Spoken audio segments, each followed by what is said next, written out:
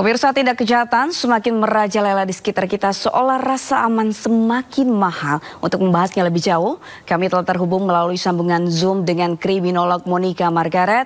Selain itu kami juga telah terhubung dengan Kapolsek Gunung Putri, AKP Aulia Robi, untuk mengetahui informasi terkini terkait penganiayaan di Bogor, Jawa Barat. Selamat sore, Pak Aulia dan juga Mbak Monica. Selamat sore Mbak Sabrina. Ya, kita terlebih dahulu ke Kapolsek Gunung Putri, Pak Aulia Robi. Ya Mbak Sabrina. Ya, selamat sore. Ya Pak, kita langsung saja. Bisa jelaskan Pak bagaimana kronologi kejadiannya?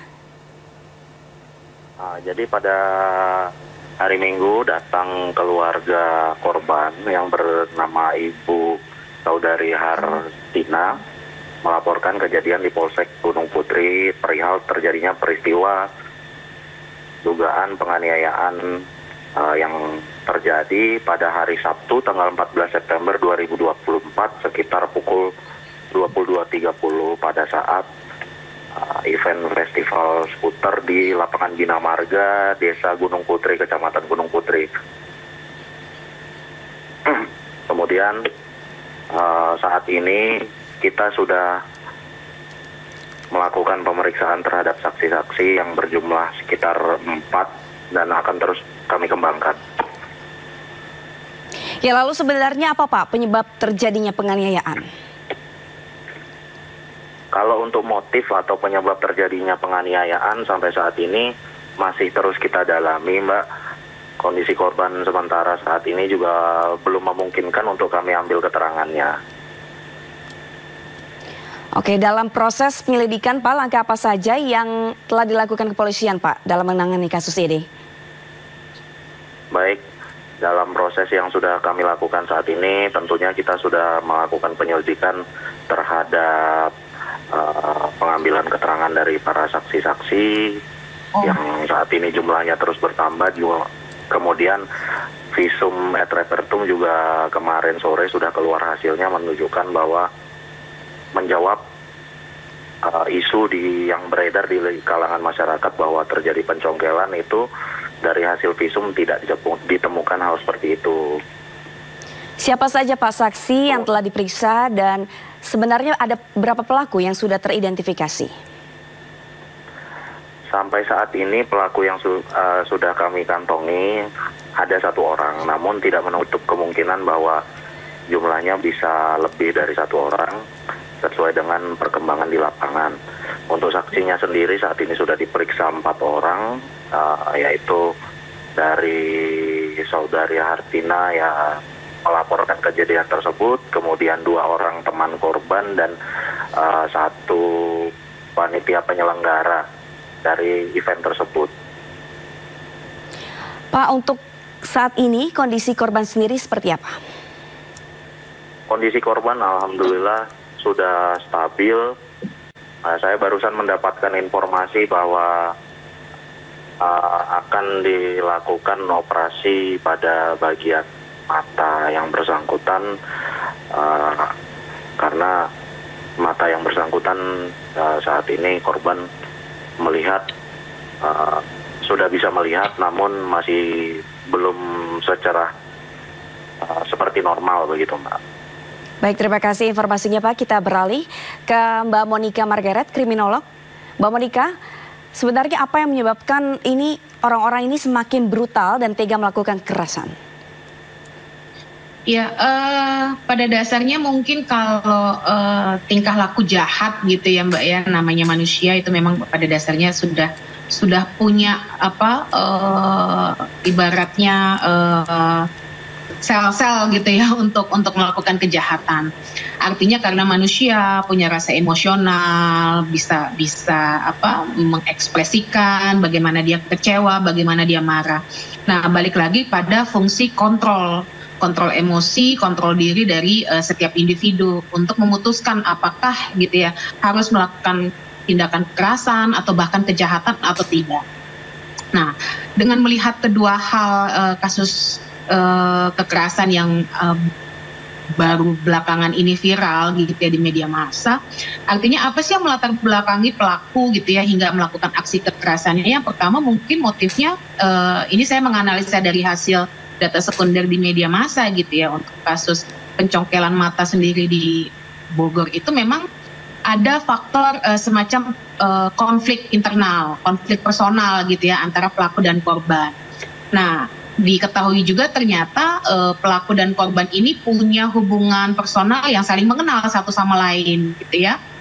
Artinya pelaku dan korban sebelumnya sudah punya hubungan yang saling mengenal, mungkin hubungannya baik, tapi karena ada sesuatu hal gitu ya, entah itu masalah asmara atau masalah dendam atau masalah hutang piutang dan lain sebagainya, itu yang akhirnya menjadi akumulasi. Saya rasa akhirnya tindak kekerasan terjadi ketika pelaku dan korban bertemu dalam suatu kegiatan, namun ada semacam kontestasi kekuasaan antara pelaku dan korban, lalu ada hal-hal dan situasi yang mendukung sehingga terjadinya tindak kekerasan, akhirnya itu terjadi. Mbak Monika, berkaca dari kasus pembunuhan di Padang Pariaman, di mana pelaku juga pernah menggunakan narkoba, apakah narkoba ini berpengaruh besar pada munculnya tindak kejahatan seperti yang juga terjadi di Bogor ini?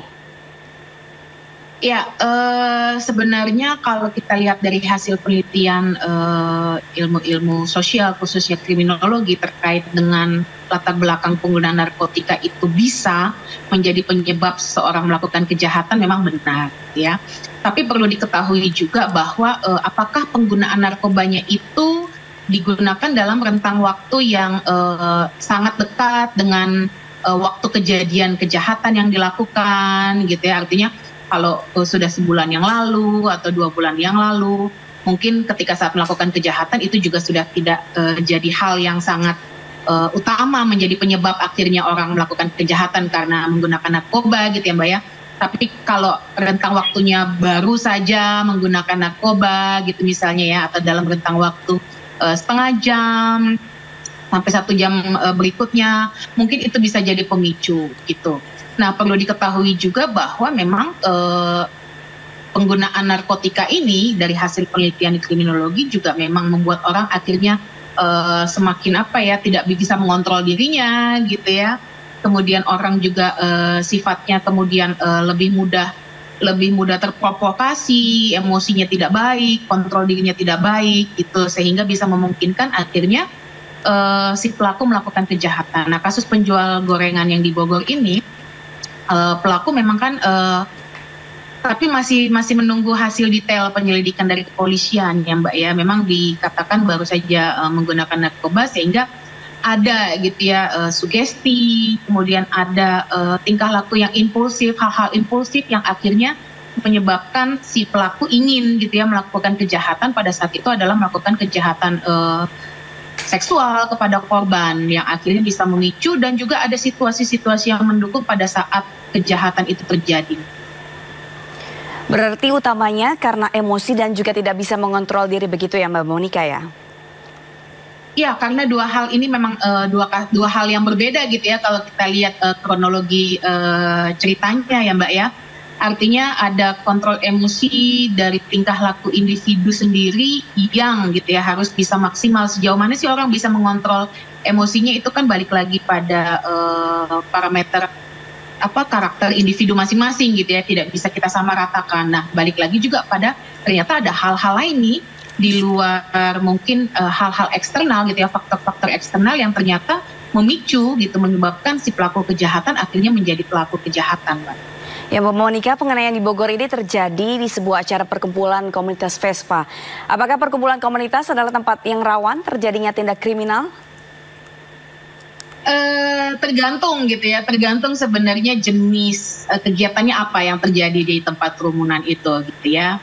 Tapi sebenarnya kalau kita lihat dari acara kayak ini kan kayak apa sih, festival gitu ya, Vespa, seharusnya sih tidak gitu ya, tidak menjadi tempat yang rawan untuk terjadinya kejahatan kekerasan. Tapi balik lagi, ada hal-hal yang khusus gitu ya yang menjadi penyebab kejahatan terjadi antara pelaku dan korban. Misalnya mereka punya konflik interpersonal sendiri, konflik personal antara individu masing-masing gitu ya. Jadi mungkin ada rasa dendam di situ, ada hinaan, ada ejekan yang dikonteskan di kegiatan itu, sehingga akhirnya menjadi pemicu terjadinya kejahatan kekerasan yang dilakukan oleh pelaku terhadap korban. Tapi kalau kita lihat di ruang-ruang publik yang lain juga sebenarnya sekarang ini gitu ya, justru ruang-ruang publik juga sebenarnya kurang banyak gitu ya memberikan rasa secure, rasa keamanan atau juga rasa nyaman gitu ya bagi masyarakat, karena ya itu tadi realitas kejahatan yang terjadi bahkan di ruang publik gitu ya, yang seharusnya kegiatan-kegiatannya sifatnya positif gitu ya, seharusnya kegiatan-kegiatan publiknya itu sifatnya saling mengedukasi satu sama lain, bisa gitu ya Mbak ya menyebabkan bisa menjadi gitu ya lokasi penyebab terjadinya kejahatan, terutama kejahatan-kejahatan kekerasan. Baik, terima kasih Ibu Monica Margaret, kriminolog, dan juga AKP Aulia Robi, Kapolsek Gunung Putri.